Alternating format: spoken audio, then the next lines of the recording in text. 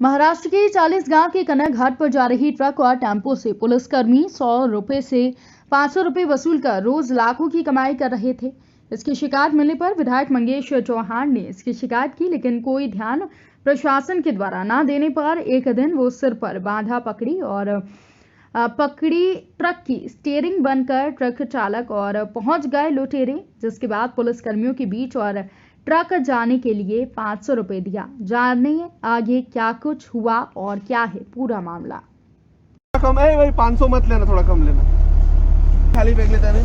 अरे पैसे तो ऊंचे हैं, मेरी खाटला के तिकडे घेऊन भेटला। अरे पैसे हां ये क्या पैसे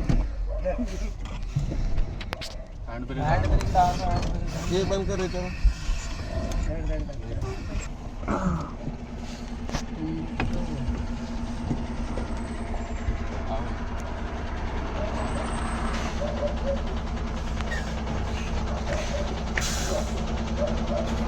पोलीस प्रशासन त्याच्याकडे सोयीस्करपणे कानाडोळा करत आहे आणि लाखो रुपयाची वसुली या वाहनांच्या माध्यमातून जर आपण बघितलं, याचे सर्व सविस्तर व्हिडिओ आजचे मी रात्री 12 वाजेपासून तर आता 2:30 वाजेपर्यंत मी सगळे सांभाळून ठेवलेले आहे।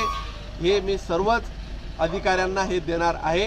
यातले जे इन्वॉल्व अच्छा क्यों दिया? 100 रुपये देना पड़ता है कंपल्सरी। जब आते हैं तब लेते हैं। अच्छा कहाँ जा रहे? आज आपण सगळेजण हे पाहू शकता, हे महाराष्ट्रातलं एक विदारक चित्र आहे की लाखो रुपयाची वसुली, हा घाट बंद आहे या नावाखाली हे सरकार ही वसुली करत आहे। यामध्ये पोलीस कॉन्स्टेबल पासून तर पूर्ण ही प्रशासनातली यंत्रणा यात बरबटलेली दिसते आणि या वसुली सरकारच्या माध्यमातून एक मोठं रॅकेट या घाटाच्या माध्यमातून जो घाट सर्वसामान्यांना चालू केलेला नाही असा चित्र असताना देखील